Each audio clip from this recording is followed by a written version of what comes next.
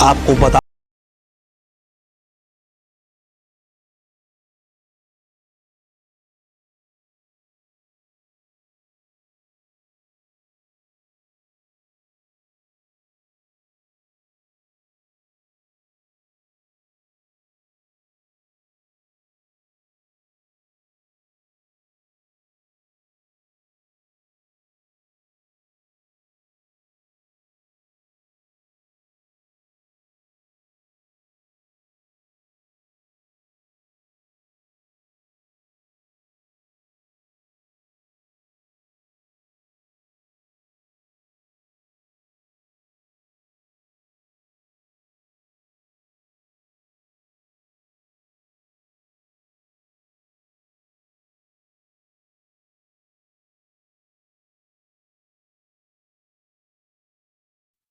जम्मू के आरसपुरा सेक्टर में भारत पाकिस्तान सीमा से सटे हुए घराना वेटलैंड में मैं इस समय मौजूद हूं, जहां पर हजारों की संख्या में जो प्रवासी पक्षी हैं वो आते हैं। और इस बार भी जो प्रवासी पक्षी हैं उनका आना शुरू हो चुका है। साइबेरिया, चीन, मंगोलिया, इन देशों से जो प्रवासी पक्षी हैं, जिस वक्त वहां पर सर्दी ज्यादा हो जाती है तो भारत व अन्य देशों का रुख करते हैं।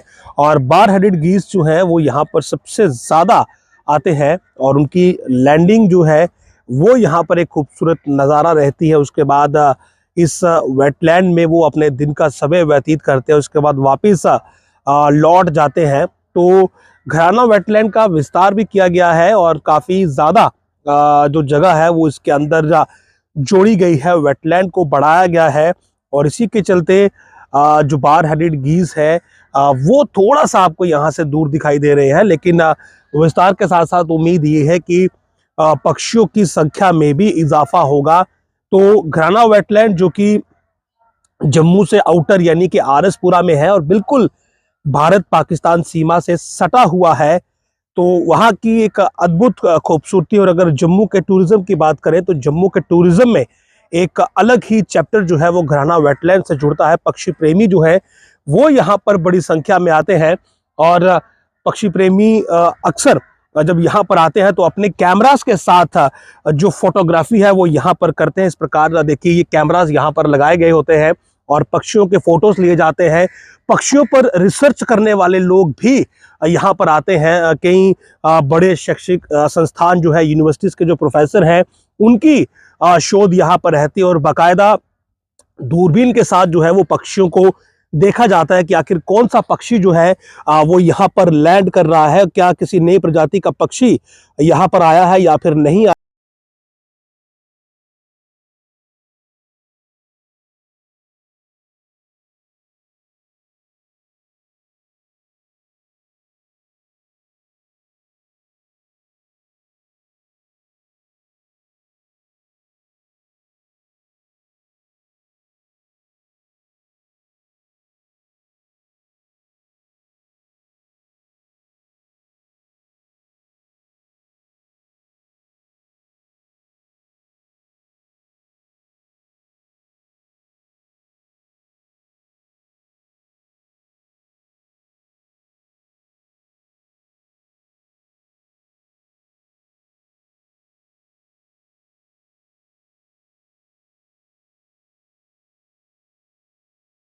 वेटलैंड का जो रूप है ना, थोड़ा अभी बदला हुआ वेटलैंड है, क्योंकि इसको विस्तार किया गया है, इसमें काफ़ी चेंजिंग आई है ना। तो इस हिसाब से पक्षियों का भी आना यहाँ पे जारी है।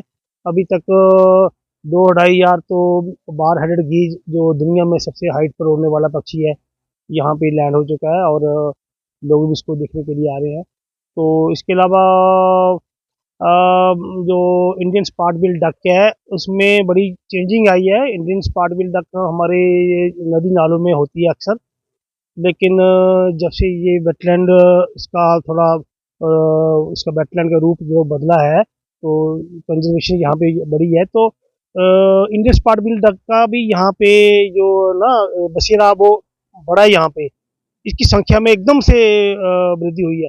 तो अभी मुझे लगता है कि जो ये पक्षी जो है ना, ये साल भर आपको यहाँ पे नजर आएंगे, क्योंकि लोकल पक्षी का भी रुख यहाँ पे हो रहा है। और कुछ पक्षियों ने यहाँ पे बसेरे भी बनाए हैं, वो गर्मियों में भी रहे हैं। लेकिन सर्दियों वाले पक्षी जो है वो आना शुरू हो चुके हैं, है ना। तो बार हेडेड गीज में सबसे मेन होता है और वो लैंड कर चुका है। सर्दी में अभी मुझे ये लगता है कि जैसे सर्दियों में ये साइबेरिया चाइना से वहाँ पे जब टेम्परेचर एकदम डाउन हो जाता है तो ये पक्षी थोड़ा अच्छे वातावरण तो मतलब कि सामान्य वातावरण को लेकर ये माइग्रेट करते हैं लो लैंड की ओर, इंडिया में, पाकिस्तान में या श्रीलंका में। तो उसी कड़ी में ये पक्षी घराना में भी पहुंचते हैं। तो यही है कि ये सब चाइना, मंगोलिया से, साइबेरिया से आते हैं यहाँ पे।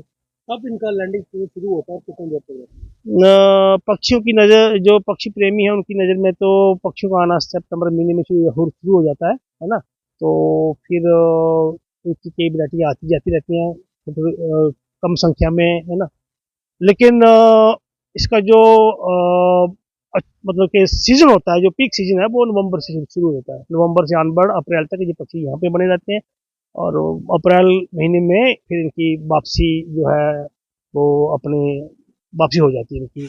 तो घराना वेटलैंड की बात करें तो इस समय 2000 के करीब पक्षी प्रतिदिन यहाँ पर लैंड करता है और विस्तार यहाँ पर चल रहा है, निर्माण कार्य यहाँ पर चल रहा है, ट्रैक्स बनाए जा रहे हैं, रास्ते बनाए जा रहे हैं, पार्किंग स्पेस का निर्माण हो रहा है और बच्चों के लिए बाकायदा एक रिक्रिएशनल पार्क यहाँ पर होगा, वॉच टावर का निर्माण किया जा रहा है। तो कुल मिलाकर घराना वेटलैंड को आने वाले वर्षों में और ज्यादा खूबसूरत बनाया जाए ताकि टूरिस्ट यहाँ पर बड़ी संख्या में आए, उस और प्रयास अग्रसर है।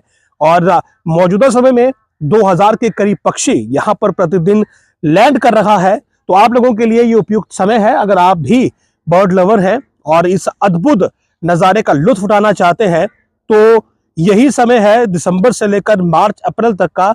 और पीक सीजन जो है वो दिसंबर और फरवरी के बीच का होता है। तो अगर आप भी यहाँ पर आना चाहते हैं, पक्षियों के इस अद्भुत नज़ारे को अपनी आंखों से देखना चाहते हैं तो उपयुक्त समय है, समय ना गंवाएं। किसी भी दिन आप यहाँ पर आए, घराना गांव के बारे में पूछें, अलग अलग बोर्ड्स, साइन बोर्ड्स सड़क पर लगे हुए हैं। आरएसपुरा सेक्टर की तरफ आपने आना है और सीधा जब आप घराना पहुंचेंगे तो आप इस खूबसूरत वेटलैंड में पहुंच जाएंगे और पक्षियों के साथ समय बिताने का आपको मौका मिलेगा। आप देखते रहे जम्मू लिंक्स न्यूज। नमस्कार।